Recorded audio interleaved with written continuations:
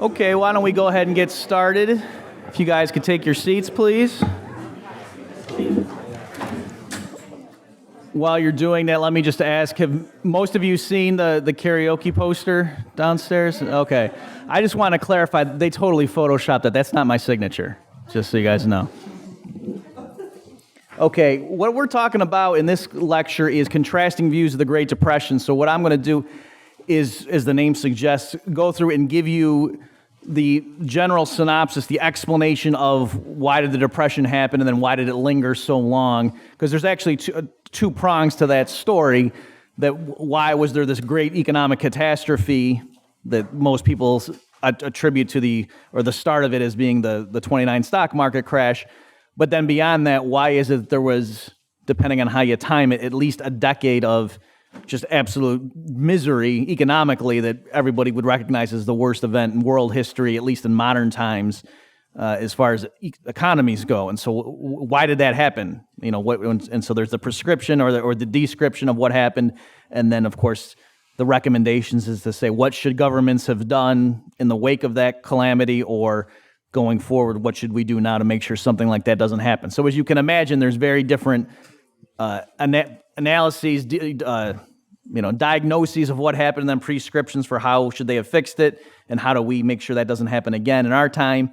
And so in this lecture, I'm just going to give you the major approaches to this topic from various schools of thought.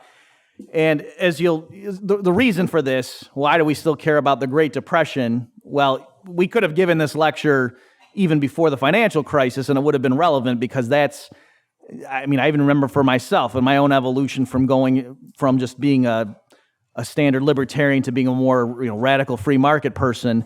One of the things holding me back was I say, okay, yeah, I realize there shouldn't be a minimum wage.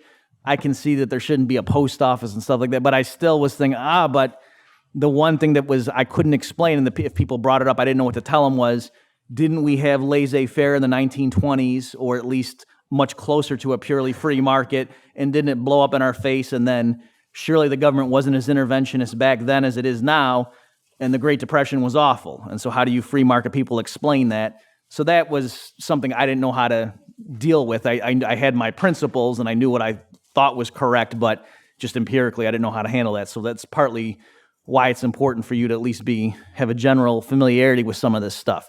So as we'll see, the more you study it, I think the more reassured you can be that, actually these general principles that I have do make sense, and that we don't need to be embarrassed by the Great Depression. Actually, when you know how to look at the data properly, you can see that the Great Depression fits the Austrian analysis to a T. Okay, so first of all, let me just give what I will call the bad teacher's account. I basically just want an excuse to put that picture up there to make sure you're awake.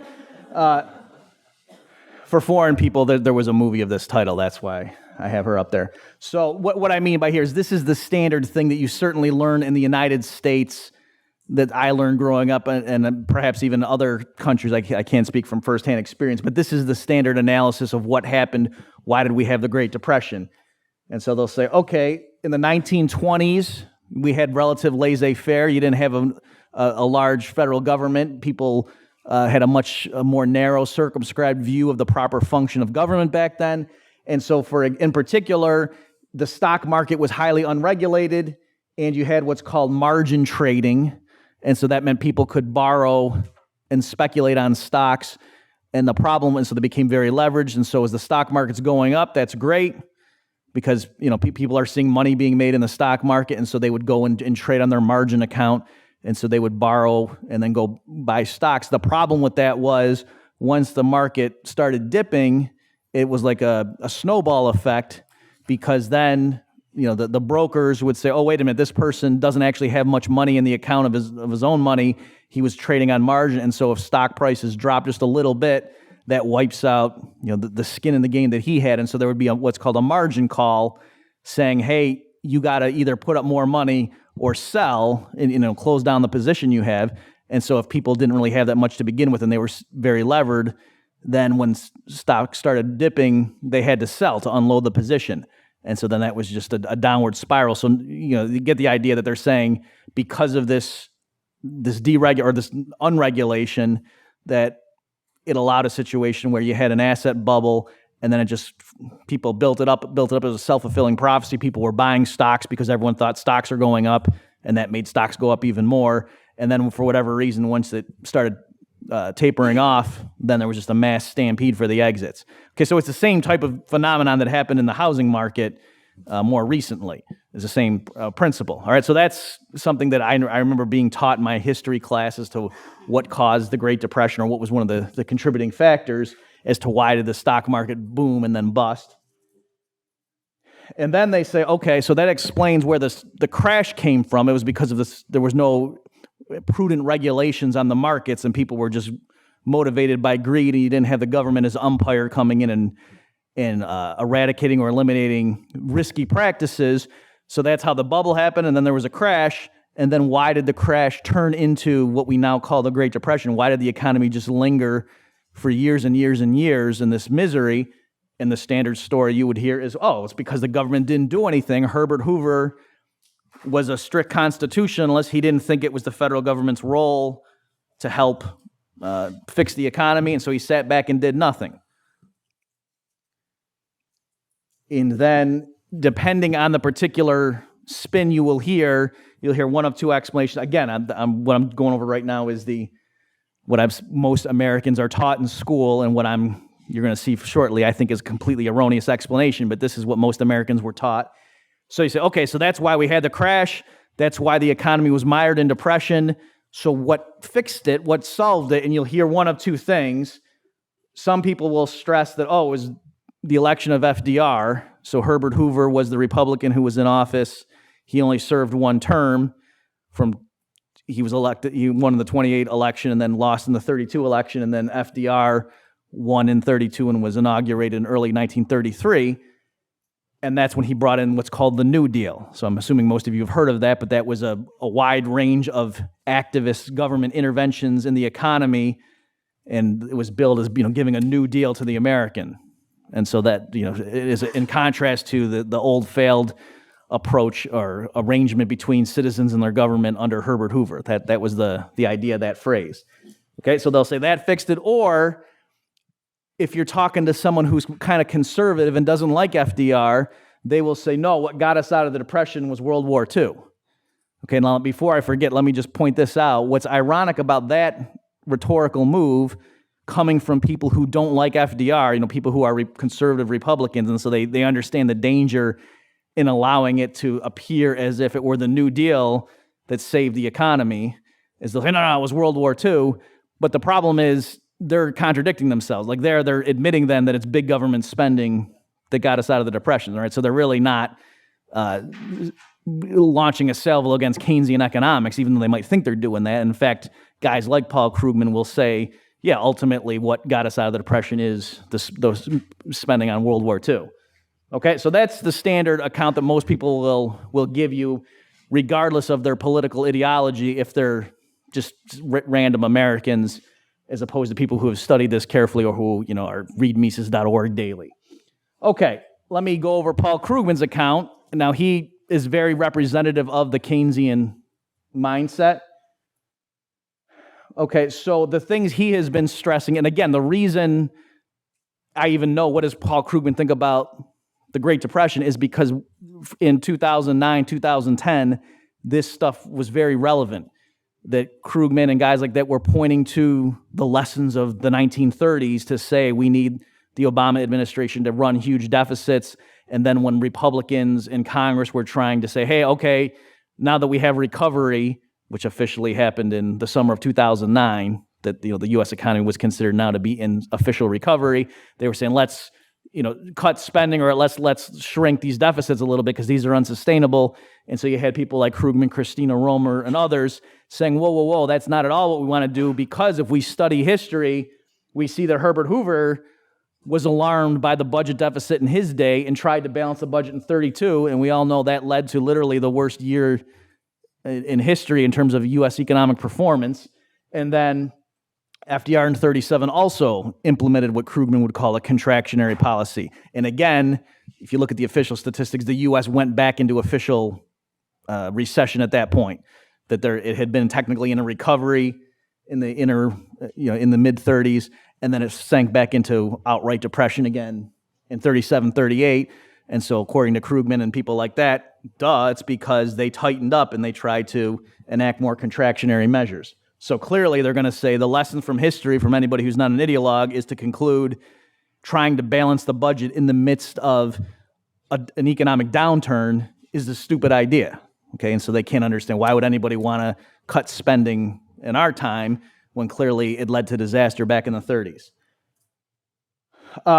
So why does he say that it's incumbent upon the fiscal authority to solve these problems? He said, well, back then, they ran into the double-fold problem that conventional monetary policy was hindered by the liquidity trap and a gold standard. Now, let me just stop for a minute and make sure you understand, just so you don't get caught flat-footed. Strictly speaking, the new Keynesian position, even people who advocate big budget deficits when there's a recession, strictly speaking, if they're accurate and consistent with their models, they can only say that when interest rates have been pushed down to zero, or short-term interest rates.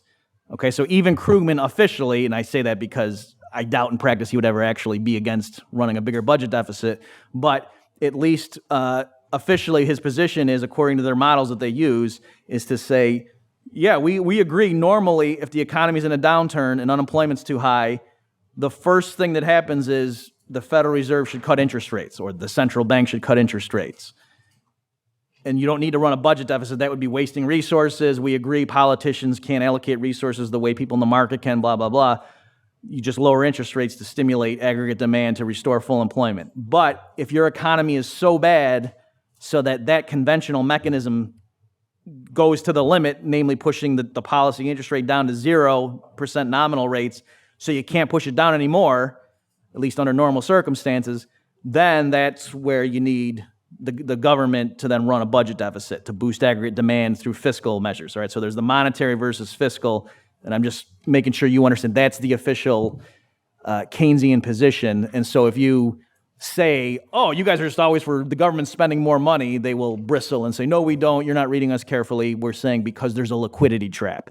That's when the government needs to run fiscal stimulus or enact fiscal stimulus. Okay, so back in the 30s, he's going to say that was the problem, that nominal interest rates had been pushed very low, and so the Federal Reserve was pushing on a string. That was a term that they would use. And the other big thing he said is back then they had a gold standard, and so the Fed, even if it wanted to be more expansionary, did have that additional check in place. And thank goodness nowadays we don't have that archaic limitation on the wisdom of the Fed to be able to help. All right, so that's, again, Krugman's worldview. Okay, as far as what specifically happened, like where did this come from, he'd say, oh, well, there was this speculative bubble, again, because of unregulated people in the market. And then when that all crashed, you had what is called a private debt overhang. And so people individually are trying to pay down debt to get, to fix their corporations are trying to fix their balance sheets. And then creditors are not spending that money, right? So people who are in debt are restricting their consumption to save more, to pay down their debt, but yet the creditor, because the economy is so awful, the creditors who are receiving those payments aren't increasing their consumption. And so the idea is, on net, the community as a whole is spending less. And so even though individually it makes sense for everybody what they're doing, that should help that household become better financially, if everybody starts doing that, or lots of people start doing that, then you get the paradox of thrift. All right? If the community collectively tries to save more, ultimately that pushes down income so much that people save less than they meant to originally. All right, so that's the standard Keynesian story. Oh, and then as to what actually got us out of it, he says it was because of the huge deficits that the U.S. federal government ran. And he said, but what got them to do it politically, in other words, FDR was too timid in the 30s. Because either his own advisors were too timid, or because he had Republican opposition, or just the American public wasn't ready to embrace this medicine that the Keynesian economists knew they needed. But of course there were other problems with it, but the one good thing to come out of the Japanese bombing Pearl Harbor was that at least it gave the U.S. politicians the backbone to start running deficits big enough to fix the economy. All right, so that's his explanation. And that's also the tie-in. I don't have it here for you, but have you guys seen Krugman's famous thing about calling for an alien invasion? Some of you have? Okay. So there, again, just the tying with this, again, strictly if you want to be really fair, and we all want to be fair, Krugman wasn't calling for an actual alien invasion. Rather, he was saying if only we thought erroneously aliens were going to invade, that's what would fix the economy. Okay? So just, you don't want to misrepresent the guy. And so again, it's the same thing here. So strictly speaking, it's not that he's glad for World War II and all the death and destruction. He's glad there was something that caused the U.S. government to run such huge budget deficits because they would not have had the political will to do that, to plant trees or to build bridges or something. But the American public was willing to tolerate huge deficits to defeat the Nazis and the Japanese Empire. So that's Krugman's position. Okay. What about Milton Friedman and Anna Schwartz? Okay, so this is what would be called the monetarist position that would be associated with the Chicago School. So here it's a little bit nuanced. So I'll go ahead and tell you what it is, but then I'll warn you about something. Okay, so first of all, I told you when I was younger and I was studying this stuff and I was getting into free market economics and I just stumbled upon Milton Friedman's explanation of the Great Depression. That was part of what made me agree that, this, embracing free market economics isn't crazy, because now the Great Depression does seem to be not a market phenomenon, because you've got this giant Milton Friedman explaining that, it was really the Federal Reserve's fault. Okay, so there is that element, and so you will see a lot of people, like people who read National Review and guys associated like with the Heritage Foundation or whatever, they will latch on to Milton Friedman's diagnosis of what went wrong in the 1930s because it fits their overall worldview that, it was government mismanagement, the bureaucrats made stupid decisions, and that's what screwed up the market.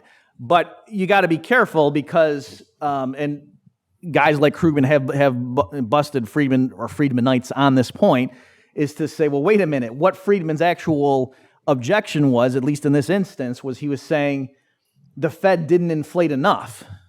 Okay, so specifically, just to make sure you guys understand the historical context, what happened is there's different ways of assessing what the money supply is or the quantity of money. And so the monetary base is what the Fed and other central banks in other countries directly controls. It's like the actual currency in circulation and then the reserves that commercial banks have with the central bank, whereas broader aggregates, things like, you might have heard these terms like M1 and M2, that also can include the checking account deposits that the public holds with the commercial banks.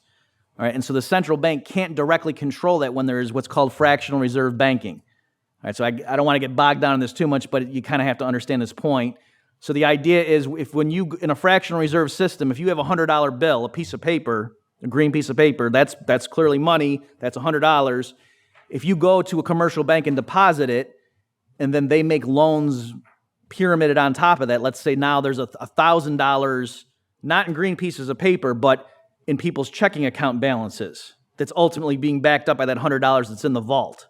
Okay, so I give the bank $100, my deposit, my checking account balance goes up by 100. So if I go to the ATM and check it, the number is $100 bigger than it was, right? Because I gave $100 to the bank, it better go up by 100 or I'm going to think they stole it from me.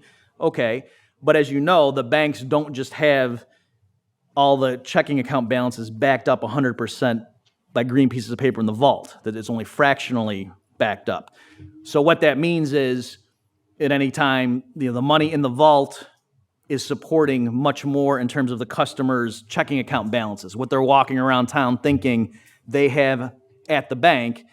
And so measures like M1 and M2 will capture that broader concept. So the problem is what happens if there's a panic and lots of people run to the bank because they're worried that their bank is going to go under. What are you going to do? You're not just going to be content to say, I have $1,000 on deposit with this bank down the street.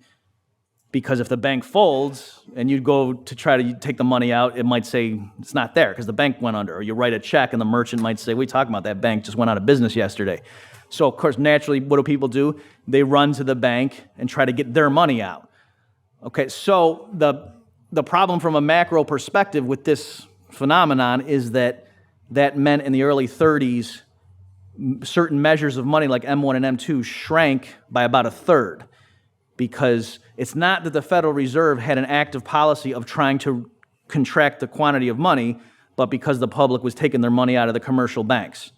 Okay, and so it's the opposite of what I said, that if you took $100 out of the bank, in your mind, you didn't change the quantity of money. You just went from having $100 with the bank to having it in your wallet. But now if that $100 is no longer in their vault, that could mean that's like up to $1,000, let's say, in customer deposits that they no longer legally are allowed to maintain. And so they would have to, like as people paid off loans, the bank couldn't renew the loan, or they couldn't lend it out to somebody else. They would just have to let the total volume of loans shrink. Okay, so what I'm saying is if people collectively are trying to take their money out of the banks to hold it in the form of paper currency rather than on deposit, collectively that forces like M2 to shrink. All right, and so that means now there's a third less money in the economy in a very legitimate sense, and so prices tend to fall. And you did see it, there was significant price deflation from like 1929 to 1933. Okay, so Friedman and Schwartz, what they were saying is the Fed should have been much more activist to counteract this trend, that the Fed should not have just sat back on its heels, that they should have done more open market operations to pump more reserves in to counteract the public's desire to go withdraw all this money and hold it in the form of actual currency, and the Fed didn't do that. All right, so again, it's saying the Fed just sitting back, letting the market do what people naturally were going to do under that circumstance led to disaster. And so Friedman, perhaps ironically, is saying the Fed should have inflated more to offset what people were doing left to their own devices. So that's the sense in which you want to be careful if you're going to try to construe this as saying, this is saying the government intervention caused the problem. Okay. Another main point that Friedman and Schwartz made about this period, and you have to understand when their book, so this account that I'm talking about came out and was called A Monetary History of the United States. And so when this came out, Roger, do you know when that came out was in the 50s? You don't know? Okay. So does anybody know? Okay. I think it was in the 50s that this book came out, A Monetary History Monetary History of the United States. It overturned what the conventional Keynesian analysis had been. So I want you to understand this was a revolutionary doctrine because the Keynesians, remember, thought that the Fed was impotent. And so they weren't mad at the Fed for not inflating enough. They were saying it couldn't have. It was pushing on a string, right? Nominal interest rates had been pushed down to basically zero. And so, there's nothing the Fed could have done. That's why you needed the government to be running budget deficits. That was the standard Keynesian story. And they thought there was loose money in the 30s because interest rates were so low. That had been the standard Keynesian account in the 30s and 40s. So when they came along, again, I don't remember the date off the top of my head, I think it was in the mid-50s, with their book, 1963. Okay, well, they were working on it in the 50s. That's what I meant. So, all right, so that overturned what the standard Keynesian analysis had been. All right, so their theory was revolutionary at the time. And also, again, you can see why politically certain people would have liked it because it was saying, oh no, we didn't need huge budget deficits. We didn't need that if the Fed had just been not falling asleep at the wheel, then it would have been able to steer the economy, and so there was no need for the federal government to come in and spend a bunch of money on public works. Okay, so you can see politically how this fit in and why certain people liked it, but I'm just giving you the technical analysis. Okay, but so part and parcel of that was Friedman was saying, look, the fact that there were low interest rates didn't mean that there was easy money or that there was loose monetary policy. It's because since the quantity of money was shrinking and prices were falling, people were expecting the purchasing power of money to increase. And so in that environment, the purchasing power component of the gross interest rate would also be lower. Okay, so in other words, if you wanted to lend money and you wanted to get, because of time preference, a rate of interest of 2%, a real rate of interest of 2%, but you expected prices in general to fall by 1%, then you might be content to just lend out at a nominal rate of interest of 1%, right? Because you're going to get the 1% nominally, but then everything's going to get 1% cheaper. So in real terms, you're getting that 2% return that you want. Okay, so that's the point they were making, that you can't just look at nominal interest rates and the fact that they're fairly low and conclude, oh, well, the central bank's pushing down interest rates, what more can it do? they're saying, well, no, actually, the low interest rates are a symptom of the fact that money is too tight in this environment. If that sounds contrived to you, go the other way. Mises points out that the Keynesians were also wrong in their analysis of the interwar Germany, because they were looking at there were large, the interest rates were very high, and so they were nominal interest rates, and so a lot of people were concluding, like Joan Robinson and people, I think, were saying, oh, well, obviously the German central bank is not contributing to this hyperinflation because look at how high interest rates are. And as we all know, the way you have tight money is you raise interest rates. But the point was, well, no, in an environment where prices are rising rapidly, just because the market rate of interest is high by historical standards in an absolute sense, it actually might be very low, once you consider in the context of the price inflation people are anticipating. And so actually, you could have a very loose monetary policy with interest rates being very low in real terms, even though, again, the nominal interest rate might be high compared to what it normally is. Okay, so that's the point they were making. And so this is what modern day, what are called market monetarists are saying. Ben Bernanke has had a tight policy. Don't be fooled by the fact that interest rates are really low. They're saying that that's the same mistake that the Keynesians made in the 30s. Okay, so that's why I'm emphasizing this, because people nowadays are using it to argue that the Fed needs to do more now, just like Friedman thought the Fed needed to do more in the early 30s. Okay, Murray Rothbard's account. That was the best photo I could find of him. Okay, so his story takes the Austrian business cycle theory that you guys have heard. I think Roger gave the talk today on that, and just applied it historically to the 1920s and early 30s. All right, and so at the end of this lecture, I'll give you some reading suggestions if you want to look up on any more of these strands that I'm developing. So his story, just to warn you, most of Rothbard's book is about the 20s and the Hoover administration, and he doesn't even get into FDR at all, because what Rothbard is trying to explain is the unsustainable boom as to why we have to have that bust. So again, I'm sure you guys heard this, but it bears repeating. In the Austrian approach, when you're trying to explain the business cycle, the issue is not, geez, what does the government need to do once there's a downturn and unemployment's really high? What does the government need to do to fix the economy? No, the real task for the statesman, somebody like Mises or Hayek would say, is what wise policies do you want to have in place to avoid having an unsustainable boom? That the boom is the bad time. The boom is when mistakes are made, malinvestments are made, and then ironically, it's the bust where things are getting rearranged to where they ought to be. All right, so during the bust period, what we call a recession or a depression, if it's really bad, that's actually where entrepreneurs come to their senses and they actually have reality strike, and then they start adjusting the allocation of resources to best fulfill consumer preferences in light of the fact that, oh man, we've been just living beyond our means for several years now during this unsustainable boom. Okay, so that's a complete departure from the way a lot of economists look at this stuff. And it's funny. I mean, it's really amazing how some of these guys really do say, we're not setting up a straw man here, that, look, it doesn't matter why the housing bubble happened. The important thing right now in 2010 or 2009 is to boost aggregate demand, and then later we can figure out what went wrong in the 2000s. But right now, the important thing is to get people back to work.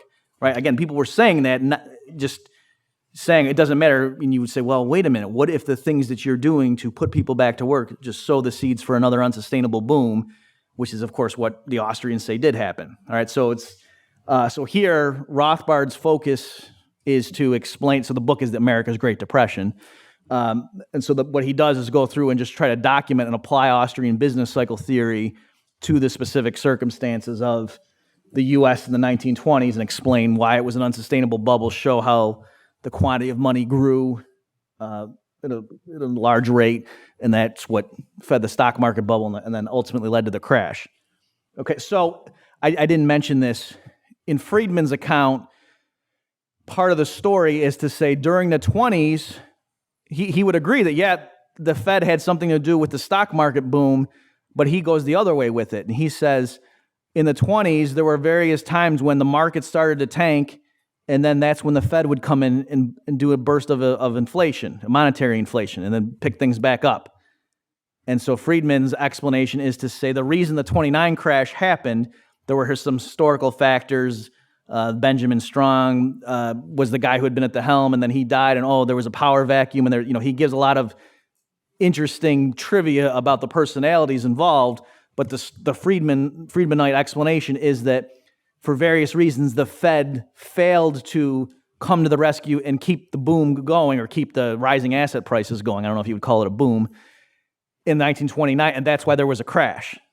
Okay, and so the idea being, if only they had just kept injecting extra monetary stimulus whenever things started to downturn, there would have just been perpetual expansion. There would have been no need for there to be any correction at all, and it was only this completely unnecessary Fed tightening that then led to the crash, and then the outrageous unwillingness of the Fed to inflate to counteract the monetary deflation that then led to the Great Depression. Okay, so that's Friedman's story. So Rothbard, it's the complete opposite. Rothbard's saying, no, it was expansionary Fed policy in the 20s that started pushing up this unsustainable bubble. And yeah, if you want to say, why did it crash? It's because the Fed stopped pumping it up.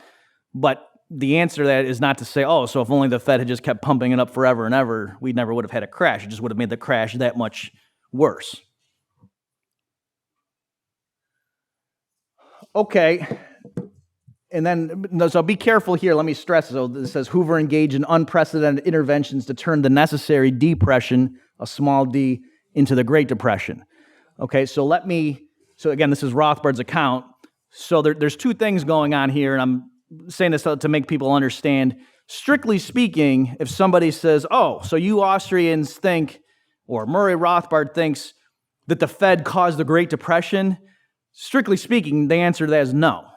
The standard Rothbardian Misesian account would be the Federal Reserve caused the asset bubble in the late 20s, which then you could say meant there had to be a stock market crash, and it happened to be 29. And for sure that happened. You could even say the Fed's expansionary policy required that there would be a severe depression with a small d in the early 30s.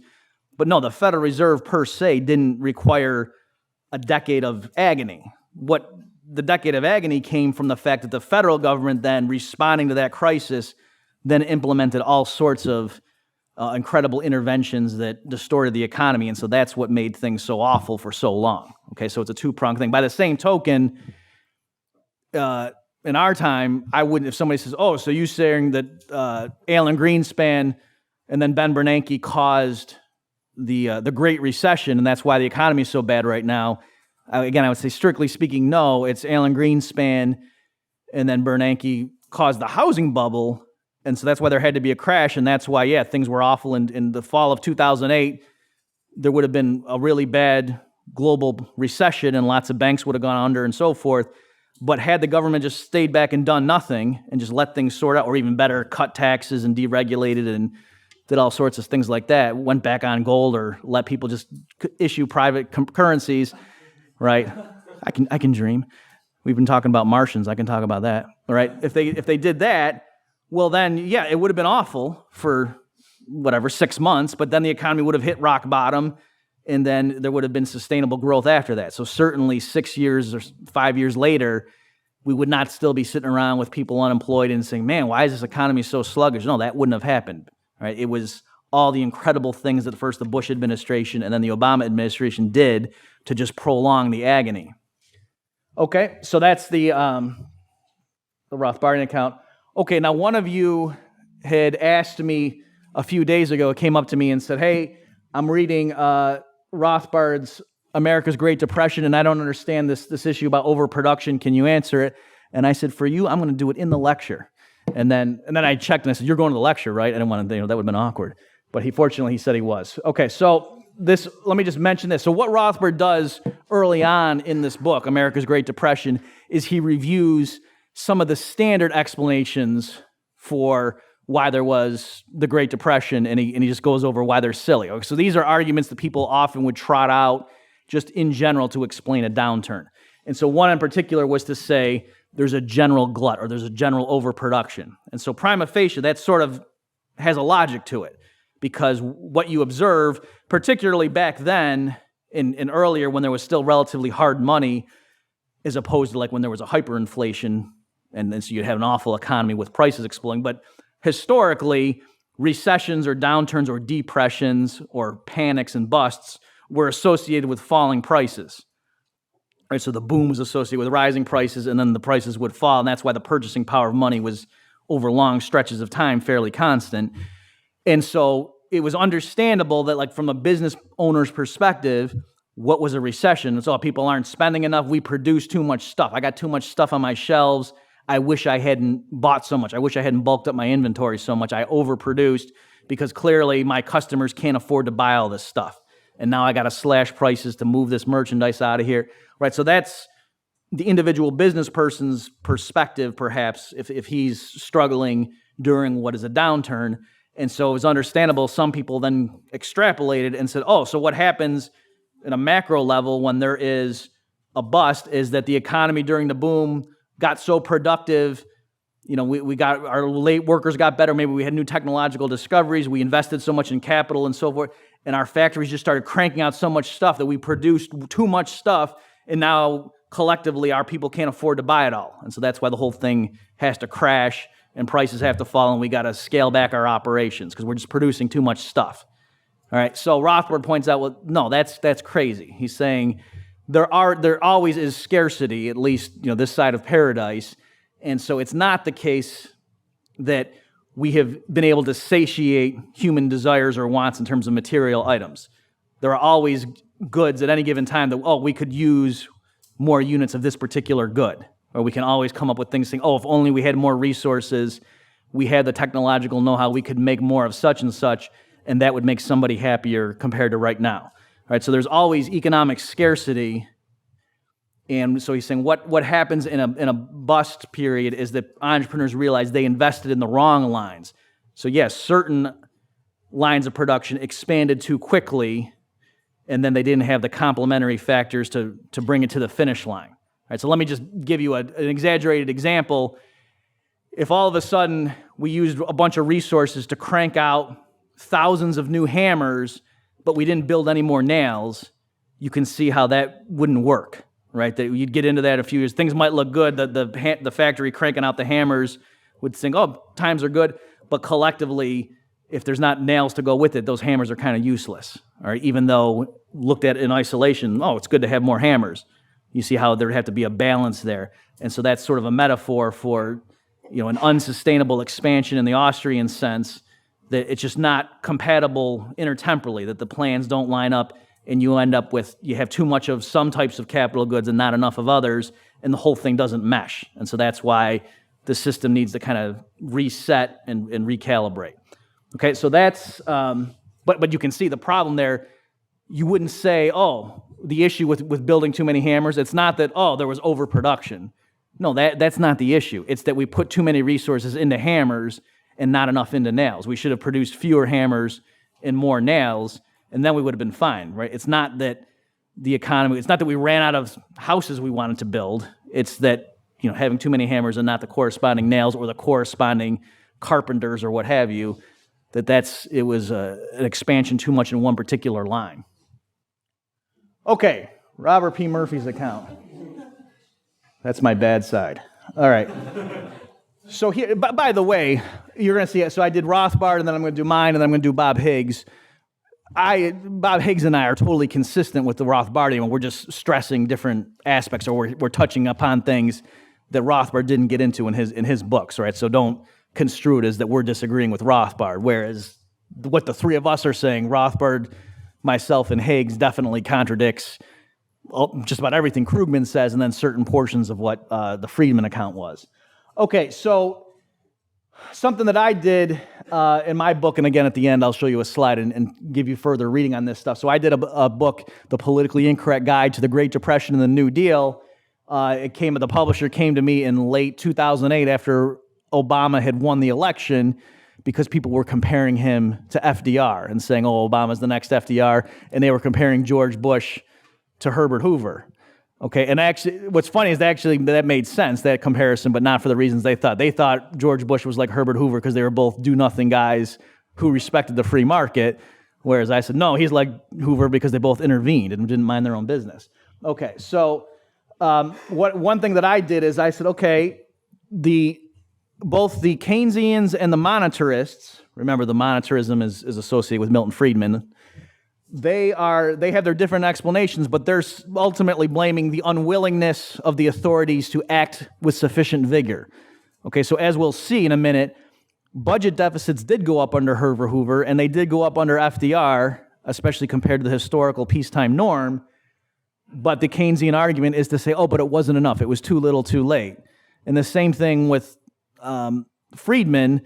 The Federal Reserve did try to stimulate. It's not that they actively contracted, but their point is, oh, it was too little, too late. And so I said, okay, let's go look at the 1920 and 21 depression. So that's a real thing. Many of you probably never heard of it because it was over within 2 years, as the name probably suggests to you, right? And it wasn't a big deal, and boom, and it led to the Roaring '20s. And so historically, people forget about it.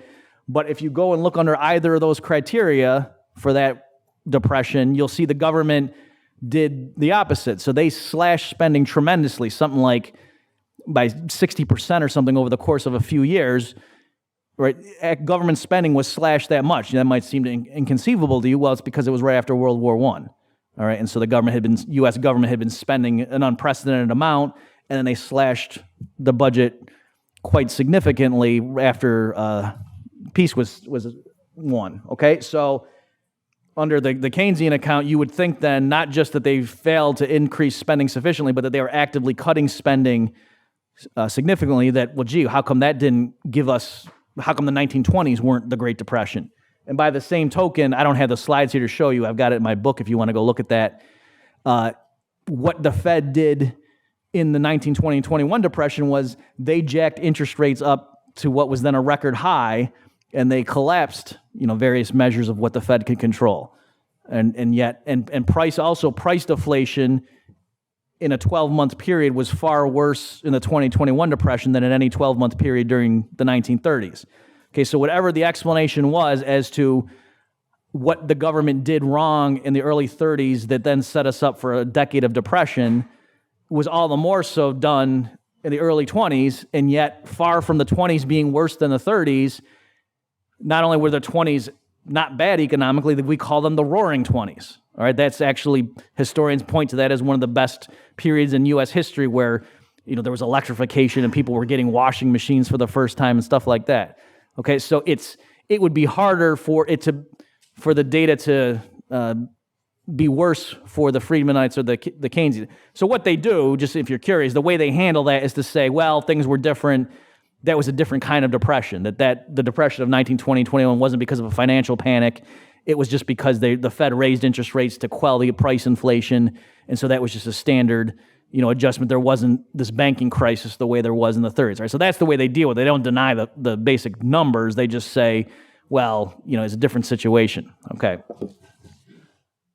Okay, as far as people arguing that the New Deal or FDR got us out of the Depression, I'll show you in a second the historical data and say, what would things have to look like if FDR kept us in the Depression, right? Because we know he came into office in early 33, and by anybody's account, we were still in the Depression 8 years later. And so what would he have to do for us to think that, oh no, he made things worse? Okay, because the fact that, in other words, would the Depression have to still be with us? Would we still this day have to be in it, right? So the mere fact that the Depression at some point finally ended doesn't mean FDR solved it, right? The various criteria you could go through, you'd say, okay, well, did the Depression end more quickly under FDR than previous depressions had ended historically? And the answer is no, not at all. Or you say, did at least things keep getting better under him gradually? No, not at all. Or did at least the Depression improve in the U.S. compared to, say, Canada? No, it didn't. All right, so in the book, I go through various ways to just show if you just entertain the notion that actually the New Deal made things worse, it just jumps out at you as, yeah, that's a much more compelling explanation. One thing, I don't think I have it on this slide, that I pointed out, a problem with the standard story to say, oh, the reason that the stock market crash of '29 didn't just lead to a quick panic and bust and then a year of awfulness, and then back to normal, the way historically depressions usually, with a small d, usually happen in U.S. history, that, yeah, there was a bad crash, people got thrown out of work, but then a year later, 18 months later, things were recovering.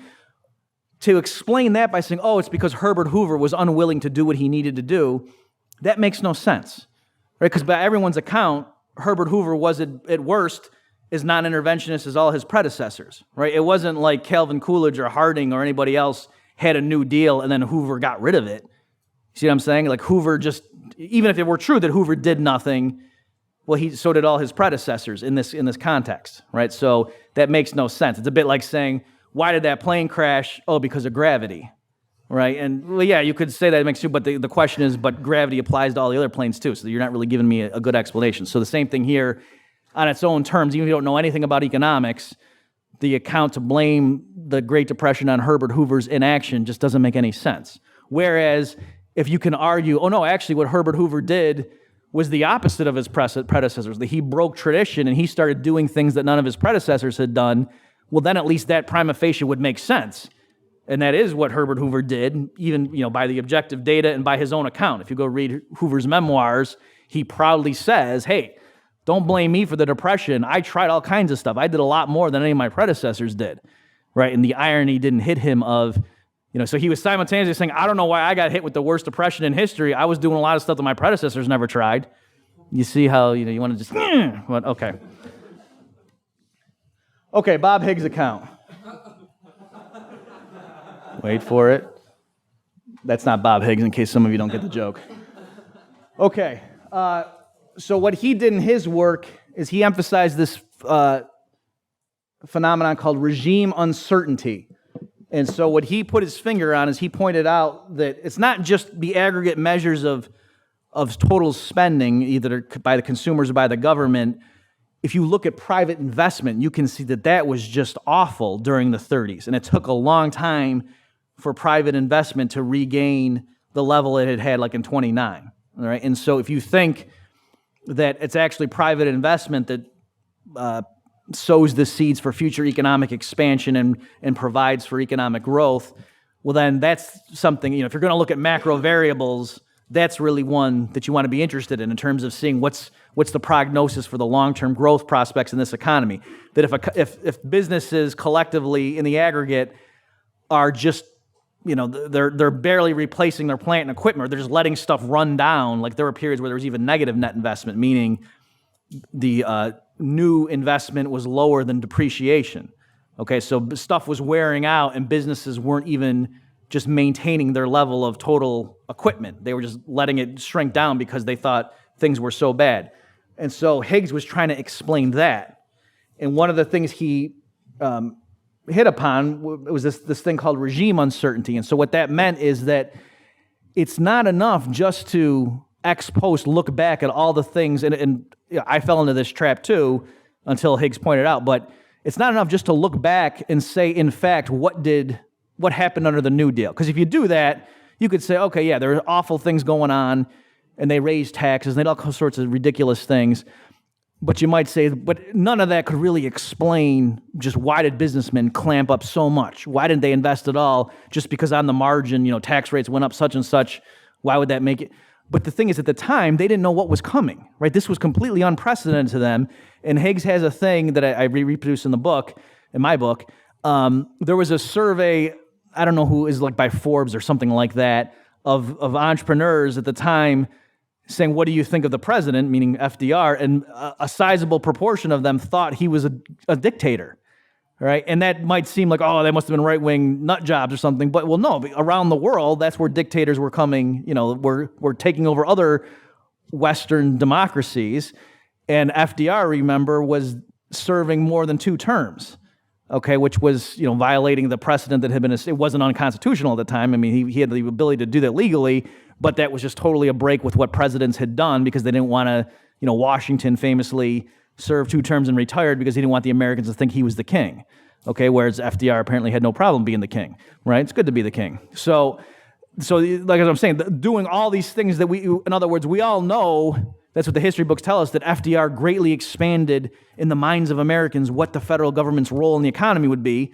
Well, then the flip side of that is if you're a business person who has the government coming in and bossing you around and doing things that, as far as you were concerned, it wasn't allowed to do, and then he's serving multiple terms, and everybody else around the world, in terms of major governments, is literally a dictator, you can see why that would make you concerned about the future, and you would clam up. All right, so that was his regime uncertainty. The idea being you couldn't, even if right now, as of the rules of the game in 1936, if you thought, okay, why don't you just run the numbers, and now because of, wage rates are higher because unions are more powerful and da-da-da-da-da, why don't you go ahead and now expand your business? The point is because you don't know, the rules might change again. If the rules change drastically from 34 to 36, well, geez, they might change again next year, so I'm not going to invest now.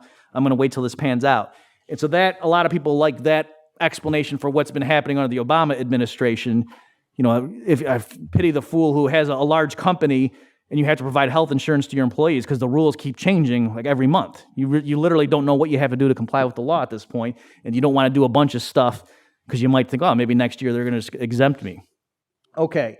So, of course, Higgs says that World War II spending did not end the Depression, and I'm going to show you in a minute here just some great points that he made along those lines.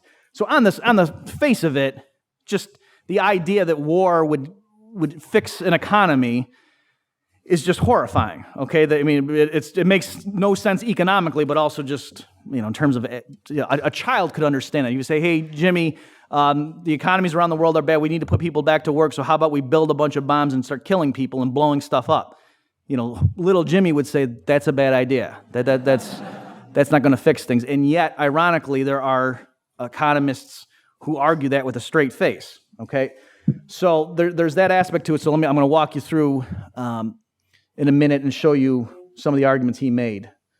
Okay, but before I do that, let me just go over here. So this is Hoover versus FDR.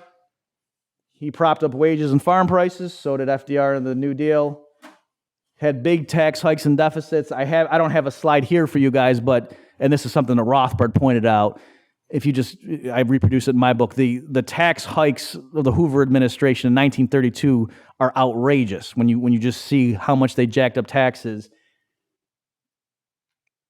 Okay, so the point being, a lot of the stuff that we associate with the New Deal actually had its start under the Hoover administration, and that's not merely me saying that, trying to salvage, my free market principles. I have a quote in the book, an official who was in the New Deal who said later on, a quote to the effect of, yeah, at the time we wouldn't have admitted it politically because it would have hurt us, but everything we did in the New Deal actually had its predecessors, or its precedent in the Hoover administration, that we just amped up all the things that they started. Okay, so let me just give you a few figures here. This is federal spending by fiscal year.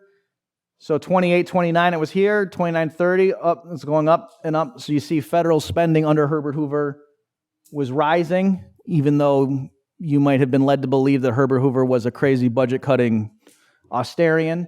And then you see the surplus or deficit as a share of the economy. You can see 30, 31, it went into deficit, and then a huge budget deficit in 31, 32.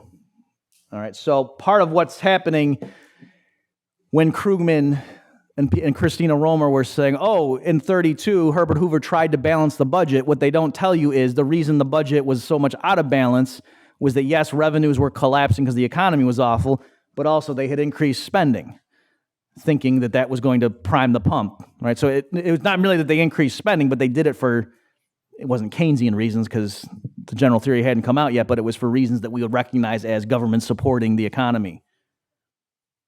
And also, like I say, the way Hoover tried to balance the budget was primarily through tax hikes, just outrageous tax rate increases and fairly modest spending cuts.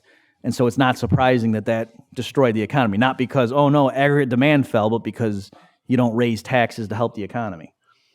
Okay, famous public works. Does everyone know what that is? Hoover Dam. I wish I could tell you that, that was started in 1930 because Herbert Hoover wanted to boost the economy. That's actually not how it happened. I mean, it is the Hoover Dam. It is called it, but it was before. It wasn't built in response to prime the pump and create jobs during the Great Depression. But nonetheless, it is Hoover Dam. Okay, this might surprise you, this quote. The president's conference has given industrial leaders a new sense of their responsibilities. Never before have they been called upon to act together. And this is from a labor union, so you're probably thinking, oh, this is about FDR, right? No, it's editorial of the American Federationist in January 1930. All right, so this is right after the stock market has crashed.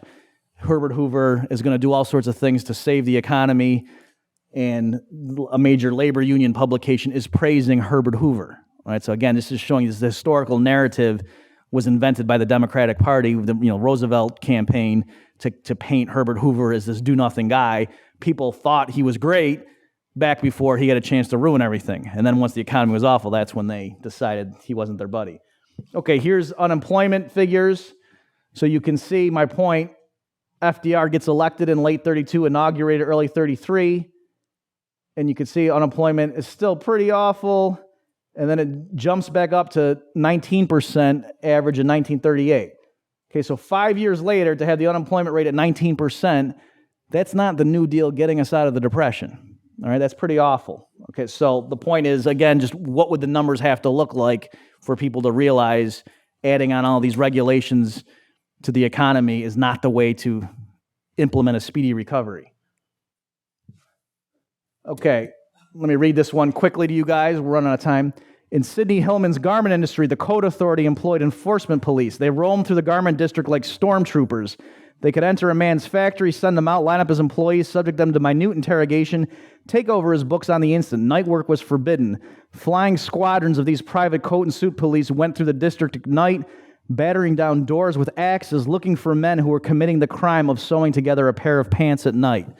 Okay, so when you talk about the NRA and all of the the measures they took to sort of cartelize business, it wasn't just suggestions emanating from the White House and everybody complied. They enforced this stuff through techniques like this. Okay, and so when you're trying to understand why was business investment so awful, it was partly because there were literally goons from Washington kicking in your doors and searching your place of business. Okay, so last few things here. Did World War II get us out of the Depression? Let me summarize two main points that Higgs made, and then you guys can go to dinner. Okay, so the U.S. unemployment rate, let me put it this way. Prima facie, it does look like, if you just look at macro statistics, it does look like the World War II got us out of the Depression. And by us, I mean the U.S. back then.